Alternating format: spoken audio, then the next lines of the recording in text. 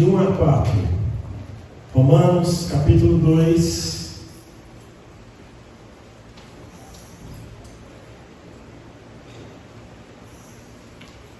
Nós vamos ler juntos os versos de 1 a 4.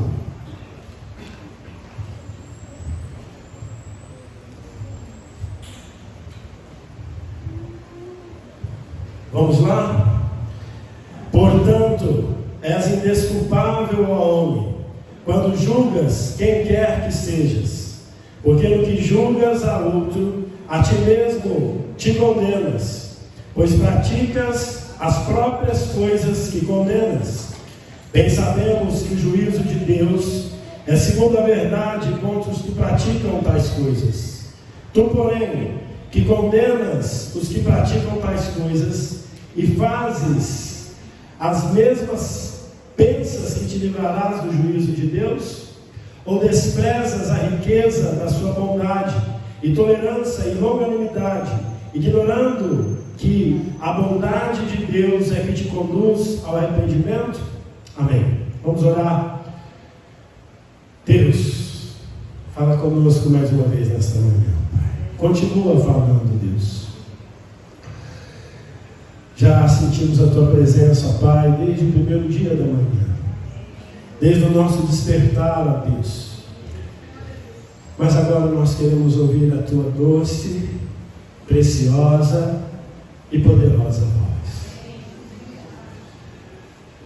Senhor, tem misericórdia de mim, porque Tu sabes quem eu sou, ó Deus. Eu não tenho nada a oferecer a este povo. Mas eu creio no milagre de que o Senhor pode usar até um homem como eu para falar ao coração da Tua igreja, do Teu povo.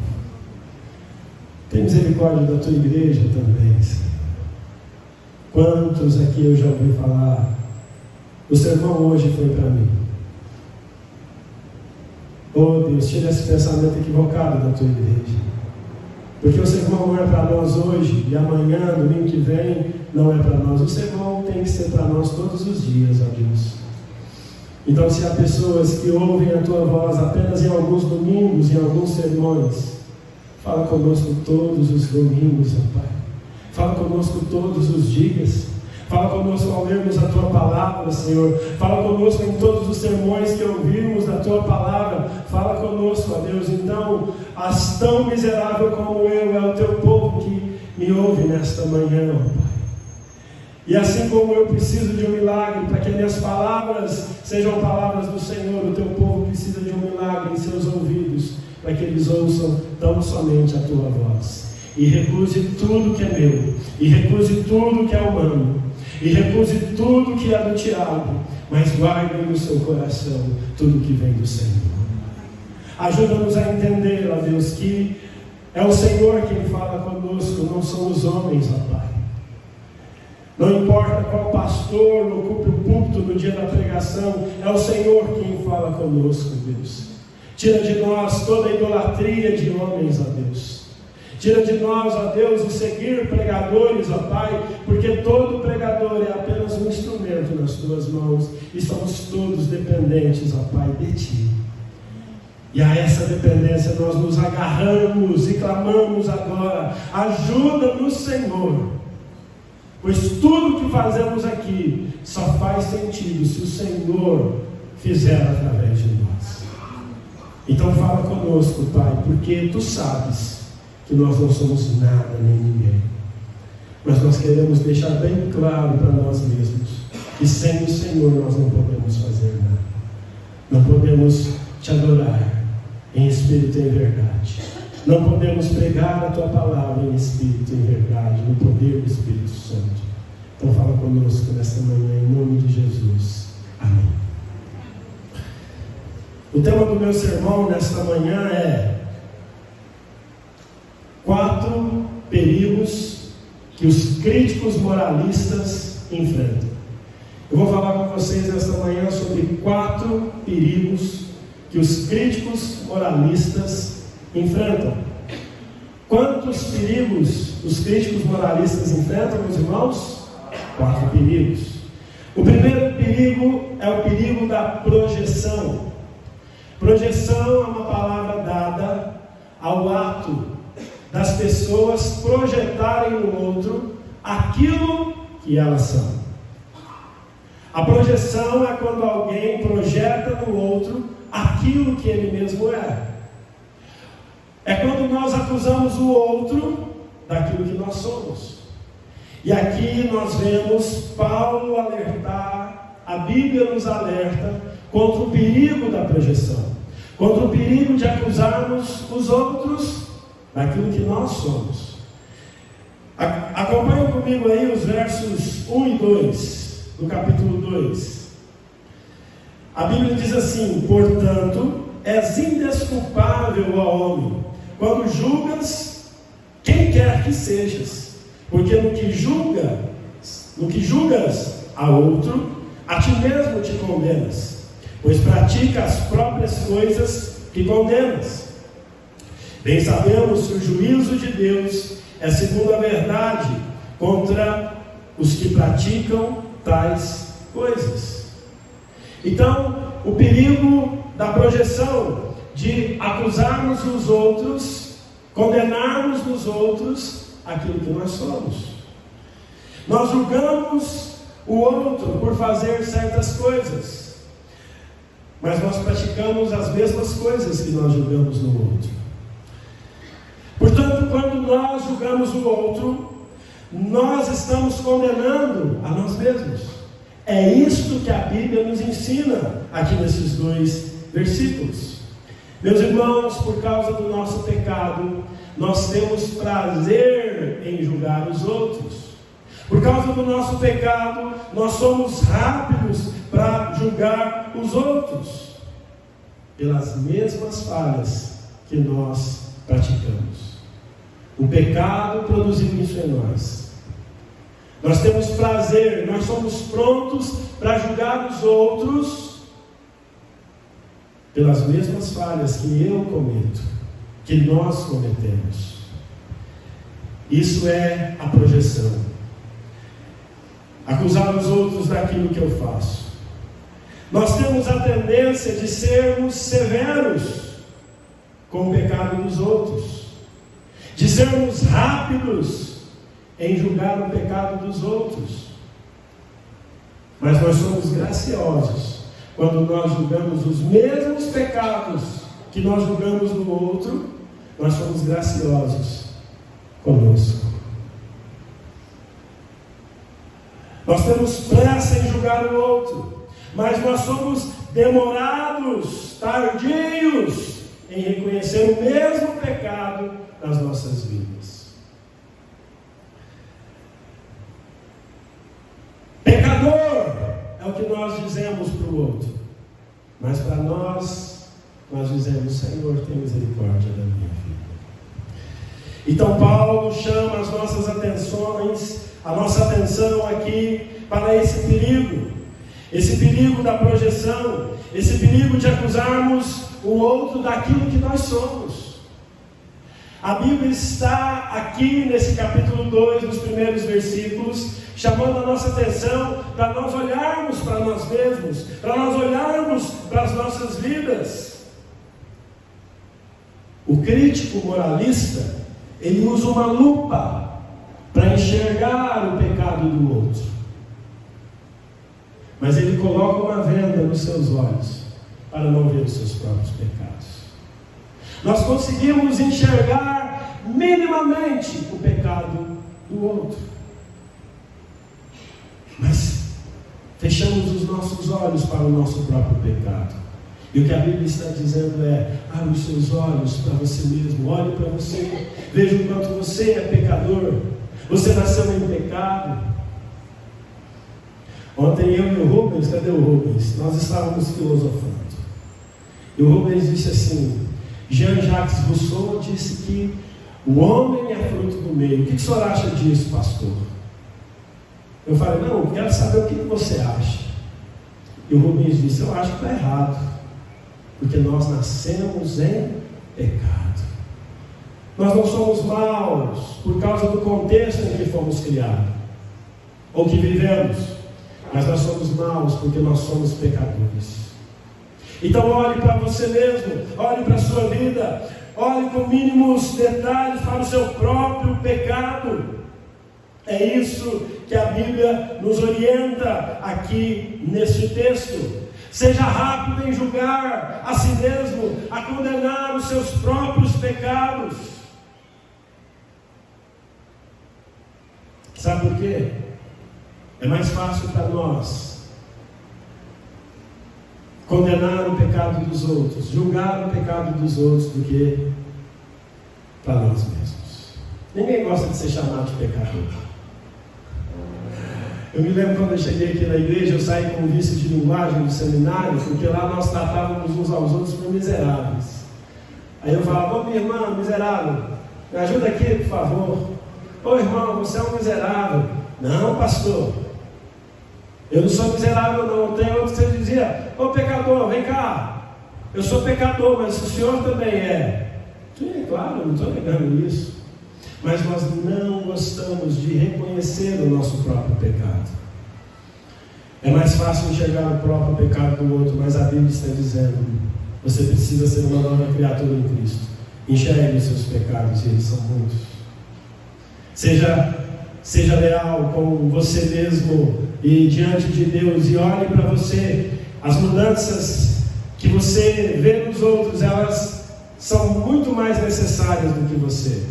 As mudanças que você vê no seu cônjuge, nos seus filhos, nos seus pais, no irmão que está do seu lado nesta manhã, elas são muito mais necessárias em nós do que neles. Essa é uma fraqueza de todo homem. Nós somos fracos no sentido de que nós estamos prontos a criticar o outro e, ao invés de avaliar o nosso próprio pecado. Quando nós julgamos o outro, nós somos hipócritas. Quando nós julgamos o outro, nós somos hipócritas, porque nós estamos julgando o outro pelo pecado que nós cometemos. Isso é hipocrisia. A Bíblia diz que só existe um tipo de povo: pecadores. Pois todos pecaram e carecem da glória de Deus. A Bíblia nos lembra que eu sou um pecador, que vocês também são pecadores, e que nós devemos olhar para nós mesmos. Então, o primeiro perigo que os moralistas correm é o perigo da projeção. O primeiro perigo que os moralistas correm é o perigo da projeção. Qual é o primeiro perigo que os moralistas correm? O perigo da projeção. O segundo perigo que os moralistas correm é o perigo da cegueira espiritual. Ainda no versículo 1, o apóstolo Paulo diz assim: portanto és indesculpável, ó homem, quando julgas quem quer que sejas, porque no que julgas o outro, a ti mesmo te condenas, pois praticas as próprias coisas que condenas. O segundo perigo que os críticos moralistas correm é o perigo da cegueira espiritual. O segundo perigo, meus irmãos, que os críticos moralistas correm é o perigo da cegueira espiritual. Qual é o segundo perigo que os moralistas correm? Cegueira espiritual. A Bíblia está nos ensinando aqui que aqueles que julgam os seus irmãos e não olham para eles mesmos estão cegos espiritualmente. E nesse sentido nós podemos dizer, dentro do contexto que nós já vimos até aqui, de Romanos 1 e agora no capítulo 2, que os gentios, eles eram mais coerentes do que os judeus. Porque os gentios faziam coisas erradas, mas eles aplaudiam os que também erravam. Veja aí no versículo 32, capítulo 1, versículo 32. Você que achou, leia junto comigo. Ora, conhecendo eles a sentença de Deus, que são passíveis de morte, os que tais coisas praticam, não somente as fazem, mas também aprovam os que assim procedem. Os gentios, eles eram mais coerentes do que os judeus, porque eles praticavam o mal, mas eles também aplaudiam o mal que os outros praticavam. Mas os judeus praticavam o mal, mas eles olhavam para o outro e eles condenavam só o outro, eles não condenavam a eles mesmos, pelos mesmos pecados cometidos. Então o Senhor está dizendo para nós nesta manhã, igreja, e nós precisamos que o Senhor abra os nossos olhos para nós condenarmos o nosso pecado. Às vezes nós estamos cegos espiritualmente. Às vezes nós achamos que aqueles que estão lá fora são mais imorais do que nós, são mais pecadores do que a gente. Não são. Nós praticamos as mesmas coisas.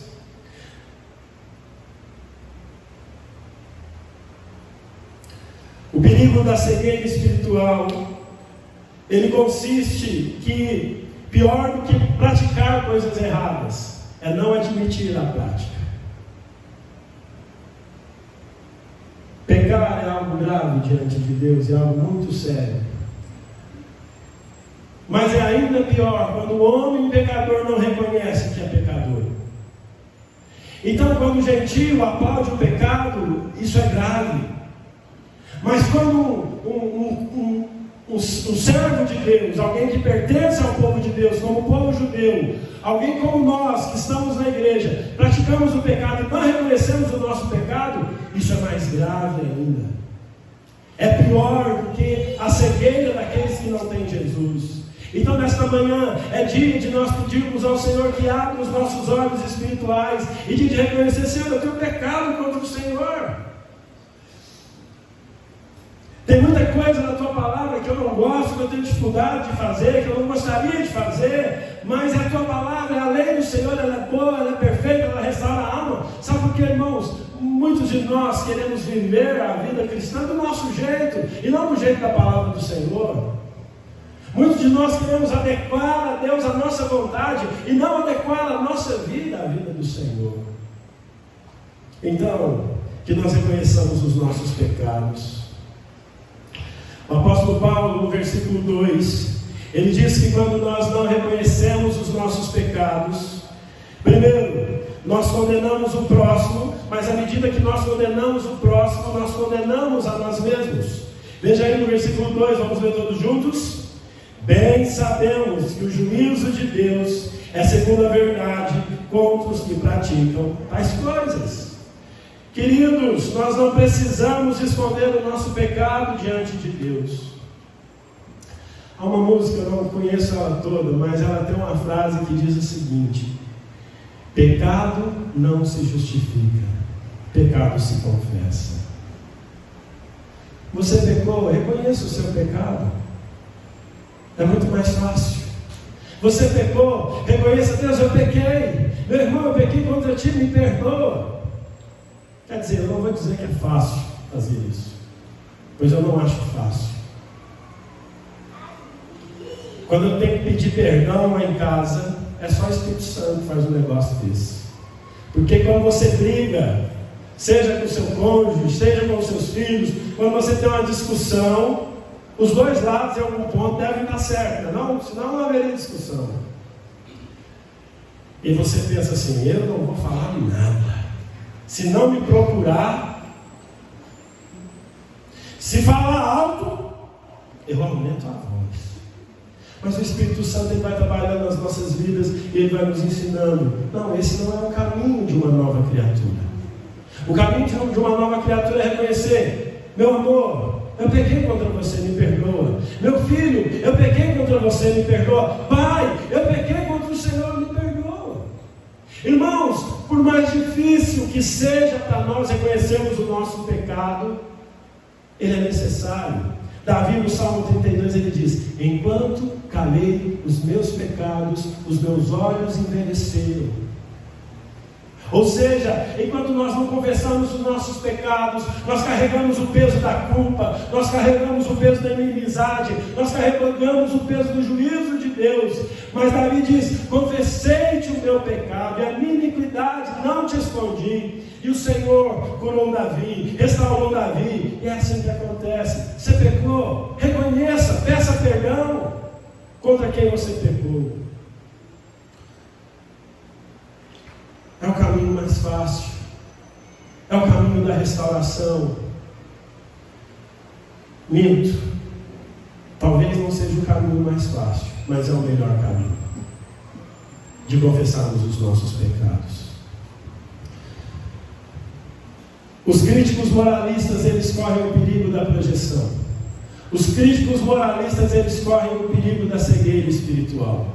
Mas o terceiro perigo que os críticos moralistas correm é o perigo da falsa segurança. O terceiro perigo que os críticos moralistas correm é o perigo da falsa segurança. Qual é o terceiro perigo que os críticos moralistas correm, meus irmãos? O perigo da falsa segurança. Olha aí o versículo 3. Vamos juntos?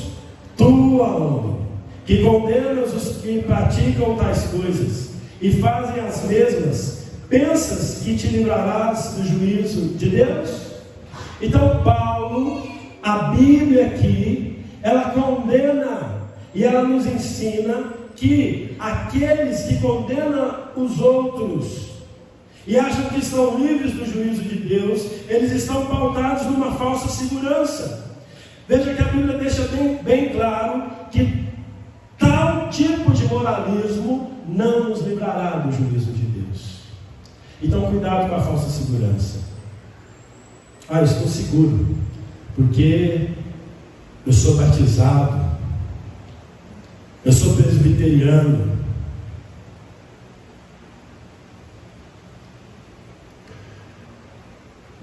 De quarta geração. Que bom. Se Deus me der filhos, eu quero que os meus filhos, os meus netos e os meus bisnetos, tataranetos, depois eu não sei o que vem de netos, só sei até o tataraneto. Eu quero que todos eles sejam do Senhor e, se possível, presbiterianos. Mas ser presbiteriano não é suficiente. Ser filho de crente não é ser crente. Ser neto de crente não é ser crente. Às vezes nós pensamos que estamos seguros, porque afinal de contas, toda semana eu estou aqui na igreja. Às vezes nós pensamos que estamos seguros, porque afinal de contas eu não faço o que o povo lá fora faz.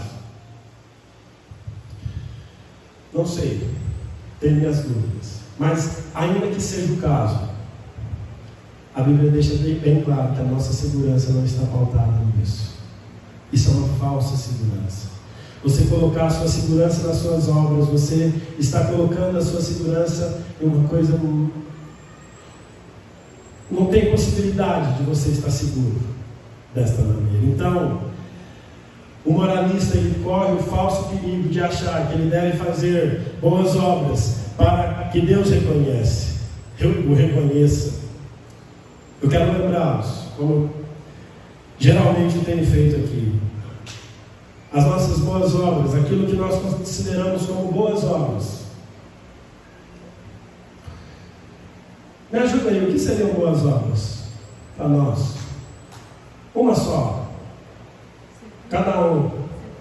Servir o próximo, mais uma boa obra. Ajudar o próximo. Os nossos dons e talentos. Vamos parar por aqui. 3 boas obras. Sabe o que a Bíblia diz de tudo isso? Diante de Deus, sem a justificação de Cristo, todas as nossas boas obras são trapos de imundícia. E os comentaristas dizem que os trapos de imundícias, eles tinham 2 utilidades. O primeiro deles era cobrir as feridas de um leproso. O segundo deles era que a mulher, no período de menstruação, usava esses panos para absorver o seu período menstrual. É isso que as nossas obras são sem Jesus. As nossas obras sem Jesus valem o quê? Só para ser jogada no lixo. Então, não confie numa falsa justiça, numa falsa segurança. O primeiro perigo dos críticos moralistas é que os críticos moralistas, eles vão correr o perigo da projeção. O segundo perigo é o perigo da cegueira espiritual. O terceiro perigo é o perigo da falsa segurança. Mas o quarto e último perigo é o perigo de uma interpretação bíblica errada. O quarto perigo de um crítico moralista é o perigo de uma interpretação bíblica errada. Versículo 4, vamos ler juntos? Ou desprezas a riqueza da sua bondade e tolerância e longanimidade, ignorando que é a bondade de Deus que te conduz ao arrependimento? O moralista, ele olha para a bondade de Deus e vê na bondade de Deus uma desculpa para viver uma vida de pecado. O moralista, ele olha para a bondade de Deus e ele peca dizendo o seguinte: não, Deus é gracioso, eu posso viver uma vida de pecado porque Deus é bondoso. Isso é moralismo. Isso não é justificação, isso não é fé verdadeira em Jesus. A bondade de Deus não pode ser um pretexto para vivermos em pecado. Pelo contrário, quando nós experimentamos a bondade de Deus, a bondade de Deus produz arrependimento. A bondade de Deus, ela produz em nós arrependimento. Por que nós queremos abandonar o pecado? Nós não temos medo do juízo de Deus, mas não temos. Quando nós cremos em Cristo, nós perdemos o nosso medo de ir para o inferno, porque nós sabemos que Cristo já nos libertou do inferno. Então, ao tentarmos e buscarmos a santidade e praticarmos boas obras, nós não fazemos para alcançar a bondade de Deus. Nós não fazemos pensando em fugir do juízo de Deus. Quando nós buscamos uma vida de santidade, nós o fazemos porque a bondade de Deus produz arrependimento nas nossas vidas. Nós queremos servir a Deus porque nós olhamos: Deus tem sido tão bom comigo. Deus me encontrou no momento mais difícil da minha história. Deus me transformou a minha vida. Deus transformou a minha casa. Deus tem me abençoado. Deus tem me sustentado. Deus tem provido na minha vida. Deus é o meu provedor. Deus é aquele que me curou quando os médicos diziam que não havia possibilidade para mim. Deus, como o Senhor é bom. Por isso, Senhor, eu quero ser mais parecido com o Senhor. Porque o Senhor é bom. Eu quero ser, ó Deus, mais santo. Eu quero ser mais parecido com Jesus. É por causa da bondade de Deus. É a bondade de Deus que nos leva ao arrependimento. Não é o juízo de Deus. Nós não nos arrependemos porque temos medo de Deus nos castigar. Mas nós nos arrependemos porque nós ficamos tão constrangidos com o amor de Deus por nós. E a gente fala: Senhor, esse não é o meu lugar, ó Pai. Isso que eu estou fazendo não condiz com a nova criatura que eu sou. Deus, essa atitude que eu estou tendo não condiz com o Pai amoroso que eu tenho. Então, Senhor, eu me arrependo e confesso diante do Senhor os meus pecados. Deus, abre o céu sobre a minha vida, encha-me com o teu Santo Espírito e faça-me ser santo como o Senhor é santo. Irmãos, uma falsa teologia, uma falsa interpretação da Bíblia vai fazer-nos temer o juízo de Deus, mas uma interpretação correta da palavra de Deus vai nos levar ao verdadeiro arrependimento. E hoje é dia de nós não endurecermos o nosso coração, mas de nos arrependermos da presença do Senhor, porque Ele é bom. Agora nós vamos para a parte mais importante do nosso sermão, que é a aplicação. Como que eu e você aplicamos esse sermão nas nossas vidas? Como que nós vamos praticar essa palavra? Não adianta de nada nós estarmos aqui nesta manhã se nós não praticarmos o que nós aprendemos aqui na nossa vida. Eu tenho dito e repetido aquilo que aqueles primeiros convertidos ali em Jerusalém, quando Pedro pregou, disseram. Eles perguntaram: o que faremos, irmãos? E Pedro disse: arrependam-se e sejam batizados. Precisamos nos arrepender, parar de projetar no outro aquilo que nós somos. Reconhecemos os nossos pecados e reconheçamos: eu preciso de Jesus, sou eu que preciso mudar, não é o meu cônjuge. Acredite, o seu casamento vai mudar quando você mudar. O seu filho vai mudar quando você mudar. O seu trabalho vai mudar quando você tiver uma postura diferente, a postura que Deus quer que nós tenhamos, porque tudo muda quando a gente muda. O alvo da mudança não é o outro, o alvo da mudança sou eu. O alvo da mudança é você. Então não projetemos no outro aquilo que é para nós. Nós precisamos orar nesta manhã, e orar nos meus olhos para os meus pecados. Davi orou: sonda-me, Senhor, vê se há em mim algum caminho mau. Nós somos tão pecadores que é possível nós não reconhecermos pecados nas nossas vidas. Abra os nossos olhos, Senhor. Abra os nossos olhos para nós vermos os nossos pecados. Não se paute em falsa segurança. A sua segurança não está naquilo que você faz.